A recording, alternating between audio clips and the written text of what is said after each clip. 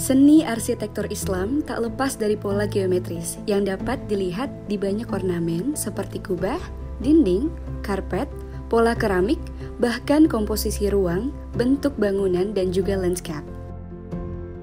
Awalnya, pola-pola ini dimaknai sebagai intisari ekspresi kreativitas manusia yang mengandung unsur keindahan.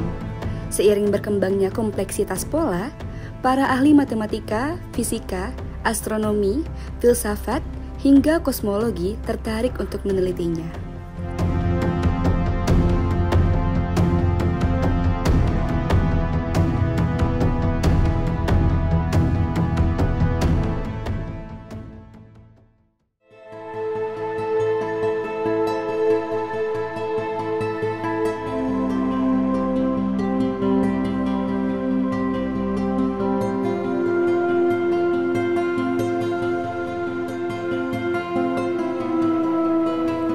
Syifa, bagus banget gambarnya.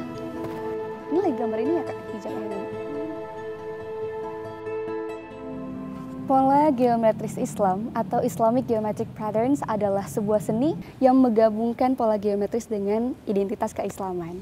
Secara filosofis, geometris Islam berdasar pada lingkaran dan juga garis simetris yang menghasilkan komposisi tak terbatas. Penggunaan geometris Islam ini dikreasikan sedemikian rupa untuk menjadikan setiap desain memiliki nilai Islam, nilai seni, dan juga makna di dalamnya.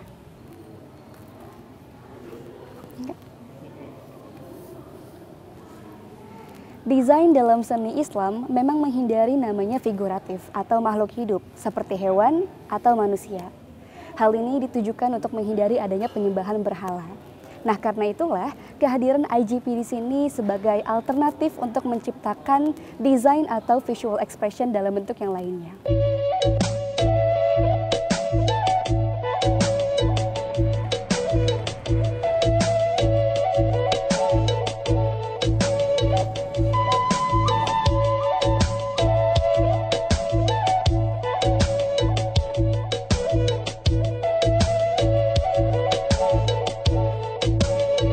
Pola geometris, terutama yang kompleks dan berulang, itu cukup populer di dunia Islam. Yang menarik adalah popularitasnya luar biasa, tapi sebenarnya dia nggak punya nama.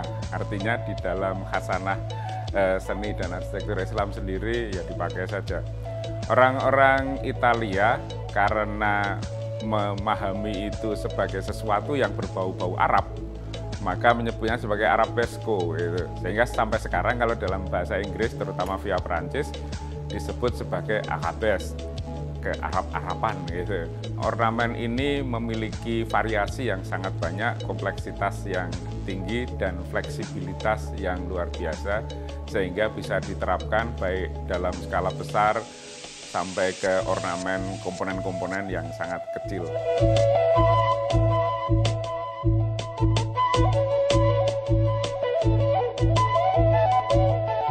Perkembangannya justru mungkin tidak berawal dari tempat ibadah gitu kan, dari istana itu misalnya yang bukan berarti di tempat ibadah tidak ada, tapi yang paling melimpah ruah ya di madrasah, di istana, terutama di sepanjang pesisir utara Afrika atau Maghreb dan Andalusia sampai Granada di Alhambra, di Istana Alhambra di Granada itu memiliki keberlimpahan ragam itu.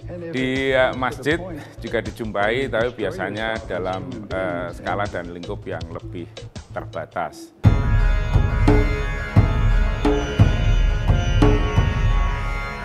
Sebenarnya kalau dari kajian arkeologi, pola-pola geometri Islam ini yang ada di bangunan-bangunan pada masa Islam itu sebenarnya baru muncul sekitar tahun 90-an. Sebelumnya dari masuknya Islam sampai setelahnya itu ketika Islam di Indonesia berkembang itu sebenarnya ekspresi dari seni geometri itu lebih banyak terpengaruh dari budaya geometri yang ada pada masa sebelumnya atau masa Hindu-Buddha begitu. Sehingga yang sekarang kita lihat ini saya kira ini sebuah ekspresi dari bagaimana identitas keislaman itu dimunculkan melalui pola geometri Islam yang pernah berkembang atau pernah jaya pada masa kejayaan Islam di dunia Islam gitu ya, yang kemudian muncul di Indonesia, yang itu menjadi salah satu identitas ya, keislaman itu dilihatkan dengan cara seperti itu begitu.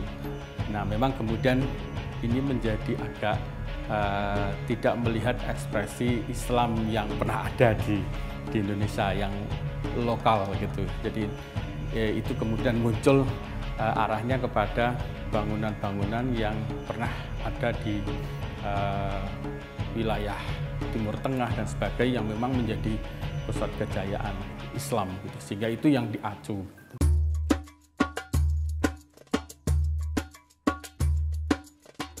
Di dalam berarsitektur ya, di dalam mendesain itu kita tidak langsung hanya pada persoalan-persoalan arsitekturalnya saja, ya, buildingnya saja, tapi melalui proses membuat konsep, baik konsep filosofis maupun konsep kultural dan konsep arsitektural. Ya. Konsep filosofis dari mana kita ya startnya? Dari Al-Quran dan As-Sunnah. Ya, tidak hanya untuk membangun masjid, membangun bangunan apapun harus selalu ada konsep filosofisnya.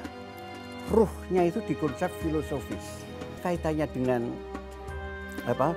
Bentuk-bentuk yang kaitannya dengan bentuk geometrik, yang kaitannya dengan ornamen dan lain sebagainya itu. Nah, itu dalam konsep kultural.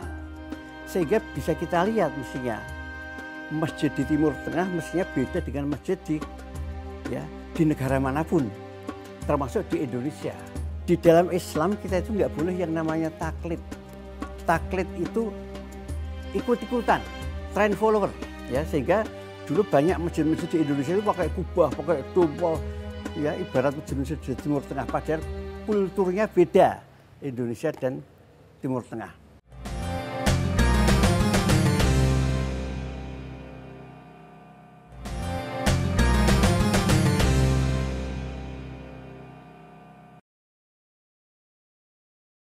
Islamic Geometric Patterns atau IGP menggabungkan berbagai macam bangun ruang seperti lingkaran, segi 4, segi 3, dan juga segi 6 atau heksagon yang membentuk pola harmoni dari masa ke masa, tentunya melalui rumus matematika. Banyak ilmuwan bahkan tertarik untuk mengkaji pola ini karena bentuknya yang sederhana namun terkesan unik. Terkadang ada juga sifat angka pada pola geometris sehingga sebagian ilmuwan menyatakan bahwa pola ini bisa membantu meramalkan masa depan. Tapi, lain halnya jika pola ini disandingkan dengan kaligrafi. Maka, makna yang akan muncul bukan dari polanya, tetapi dari kaligrafi itu sendiri. Jadi, benar gak sih kalau pola geometri yang berbeda itu bisa menciptakan hasil yang berbeda juga, dan juga makna yang berbeda?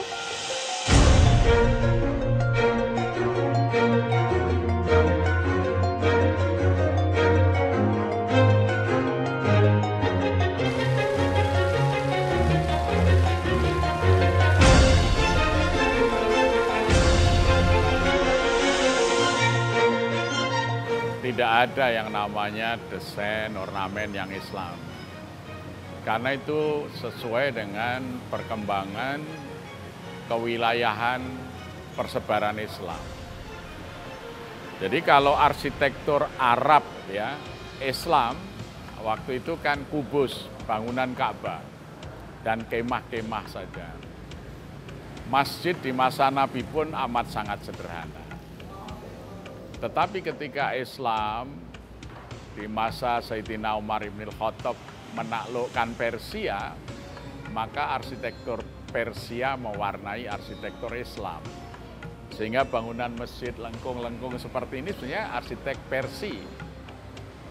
Kemudian menara masjid, itu pun dulu adalah tempat orang-orang Majusi Persia beribadat, ya, tempat meletakkan api pujaan, maka disebut manaro, tempat meletakkan api. Kemudian difungsikan untuk mengumandangkan adzan, sehingga seakan-akan masjid itu ada menara, ada mihrab, bentuknya lengkung, padahal itu sama sekali bukan bersumber dari arsitektur Arab, tapi itu arsitektur Persia ketika Persia sudah menjadi wilayah Muslim.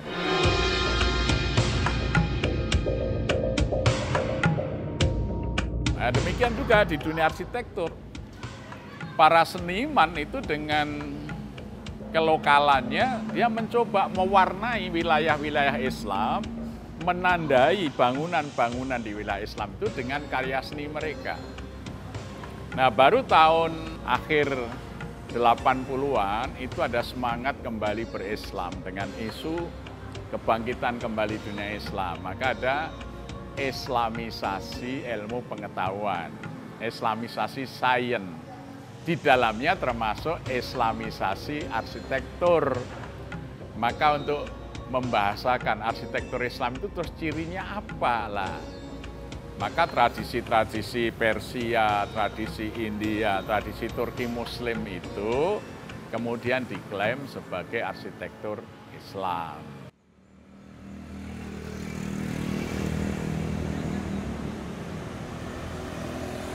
Kita di dalam hidup itu adalah urusan akhirat dan urusan dunia. Kalau urusan akhirat jelas kita harus berpegang kepada Al-Quranul Karim. Persoalan dunia, Nabi mengatakan antum a'lamu bi umurid dunyakum.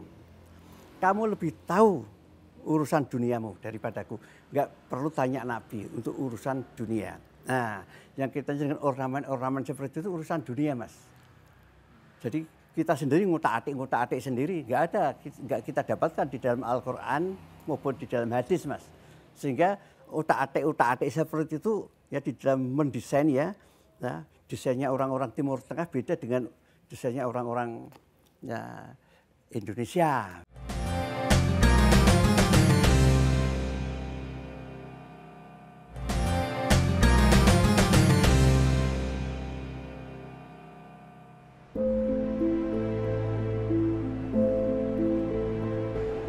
Ibadah sholat yang baik adalah ibadah yang khusyuk. Salah satu faktor yang membuat khusyuknya ibadah adalah ketenangan tempat ibadah. Pola-pola geometris dijadikan hiasan pengganti di masjid sebab adanya larangan menggambar makhluk bernyawa.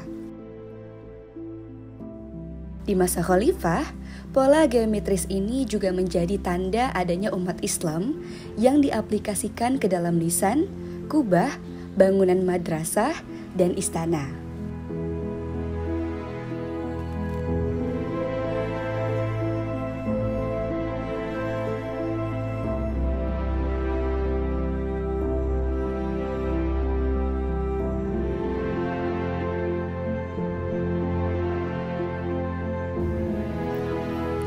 Di Yogyakarta ini ada beberapa universitas yang memiliki basis ideologi keislaman seperti UII, Universitas Islam Indonesia, UIN Sunan Kalijaga, dan juga Universitas Muhammadiyah Yogyakarta yang mengaplikasikan pola geometris Islam pada sebagian atau bahkan seluruh arsitektur bangunannya. Rekonstruksi IGP bisa menjadi dasaran tepat untuk membedah pola-pola yang terpampang pada setiap bangunan, namun perlu diingat bahwa tidak semua pola yang menyerupai IGP bisa dinilai sebagai makna keislaman, agar tidak ada kesalahpahaman antar umat beragama dan tidak menggeser posisi IGP sebagai ekspresi seni Islam dan juga keilmuan.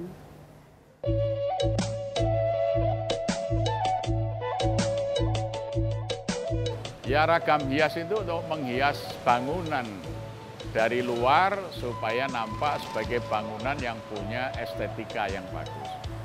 Tetapi tidak mengganggu kekhusyukan dan konsentrasi orang ketika beribadah. Tapi dia mengantar orang kepada pemahaman terhadap filosofi keislaman itu. Ya, makanya di luar saja, di dalam tidak.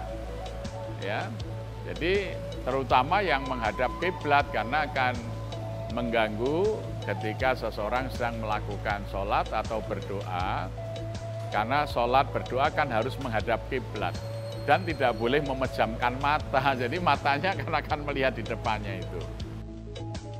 Apa yang pernah diucapkan oleh Romo Mangun Wijaya, arsitektur itu guna dan citra. Kegunaannya itu sudah kelihatan dari citra bangunannya, sehingga dari jauh pun orang sudah tahu, nggak perlu mendekat itu bangunan apa atau itu. Sudah tahu itu masjid. Nah, Karena ada barangkali ada kubahnya, ada menaranya dan lain sebagainya itu.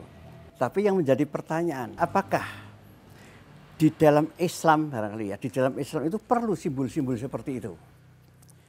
Karena Nabi mengatakan yang dilihat Allah itu bukan kok penampilannya, bukan yang kasat mata yang kelihatan, tapi apa yang ada di dalam kolbu dan apa yang diamalkan. Nah, gitu. Tapi ya penting ada identitas, ya. Tapi identitas yang seperti apa ini yang harus kita kita perhatikan. Yang penting masjid itu fungsinya. Apapun itu fungsinya kok yang penting itu. Di dalam berarsitektur kita mau membuat masjid yang seperti apa, megah seperti apa, lebih banyak manfaatnya kah atau lebih banyak madorotnya? Pola geometrik sebenarnya dikenal di dalam banyak sekali peradaban. Hampir semua peradaban mengenal geometri gitu kan. Mesir juga punya piramidanya yang besar gitu ya. Nah, ketika di dunia Islam, terutama ketika Islam berkembang menyebar ke berbagai penjuru dunia, maka hasrat untuk mendekorasi, hasrat untuk menghias tadi muncul.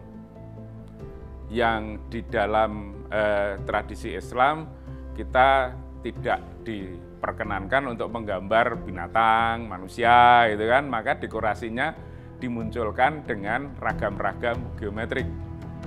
Karena geometrik itu kan tidak memiliki wujud sebagai makhluk hidup itu. Motifnya bukan hanya geometrik, tapi satu geometri, dua kompleks, ketiga berulang. Infinity gitu kan, sehingga kehadiran ilahi yang tak terbatas sekaligus tak terperi itu bisa direfleksikan dengan baik di situ. Sehingga mewujudkan sebagai ayatnya, menunjukkan keagungannya tanpa harus menggambarkan yang maha penciptanya gitu. Ya, seperti menggambarkan keteraturan ciptaan.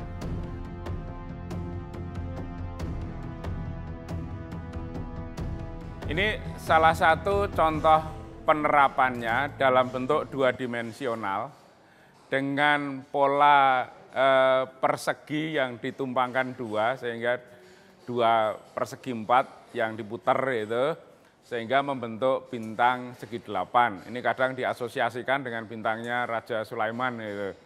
Nah, saya memberi contoh di sini bagaimana ini dia berperan sebagai elemen dekoratif untuk sekaligus untuk membatasi ruangan, memasukkan cahaya dengan memperkuat karakternya. Pada saat panas terik di sisi selatan, maka cahaya ini terbentuk di pola di sini gitu.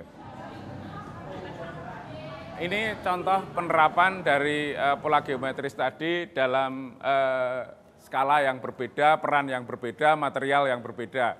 Basis bentuknya masih sama, dua persegi yang diputar, tapi dia digunakan untuk menjadi elemen struktural dalam skala yang besar itu.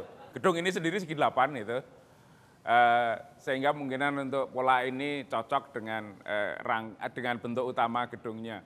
Ini adalah elemen struktural yang artinya bukan dekoratif, yang tempelan saja, tapi dia benar-benar menopang lantai yang ada di atasnya. Nah, elemen ini disusun secara rasional, artinya bukan rasional dalam arti keteraturan geometrik saja, tapi rasional dalam arti mengatur beban yang harus dipikul oleh kolom-kolom ini. Pola ini bukan pola yang sakral sehingga diinjak-injak juga nggak apa-apa gitu kan. Maka dia menjadi lebih fleksibel, bisa di lantai, bisa di atap, bisa di dinding gitu. Itu mungkin yang menunjukkan fleksibilitas dari pola ini dalam berbagai fungsinya.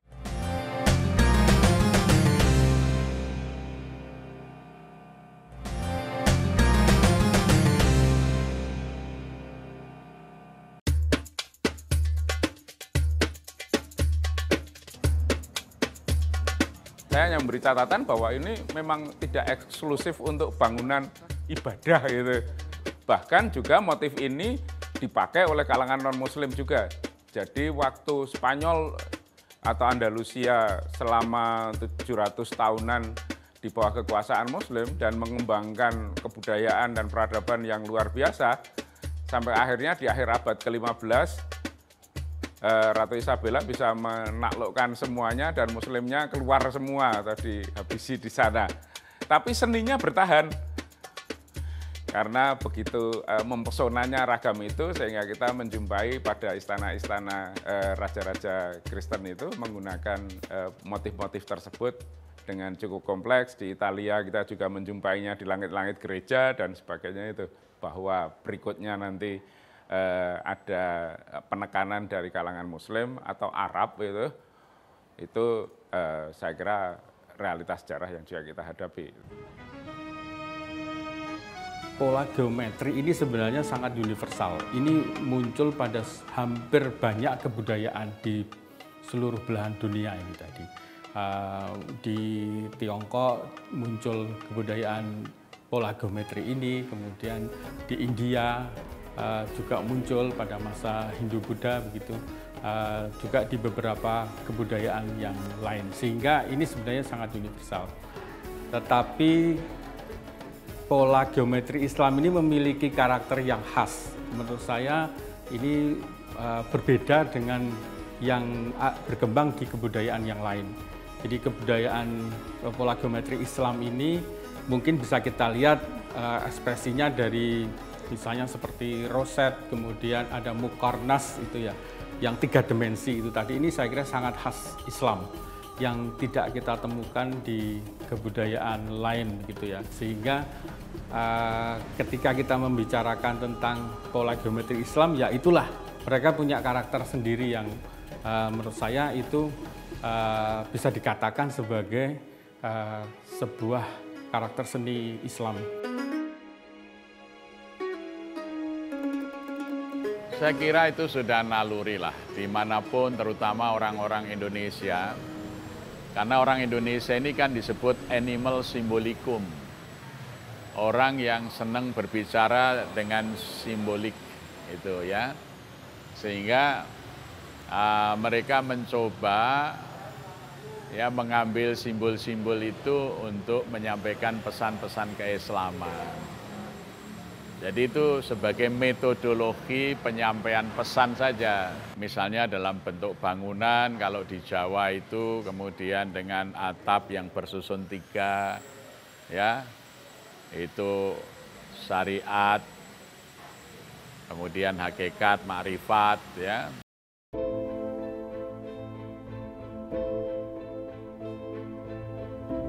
Jelas memberikan kontribusi sehingga orang dalam tapi terus berkembang, bukan kok itu sebagai heritage ya, warisan budaya orang-orang dulu membuat masjid seperti itu ya, bentuk-bentuk geometrik terus hanya kita ulang saja sehingga nggak berkembang. Maksudnya ya kita kembangkan. Ilmu itu harus berkembang Mas, tidak stagnan mandek. Tapi yang penting ya, yang sangat penting itu adalah guna dan citra.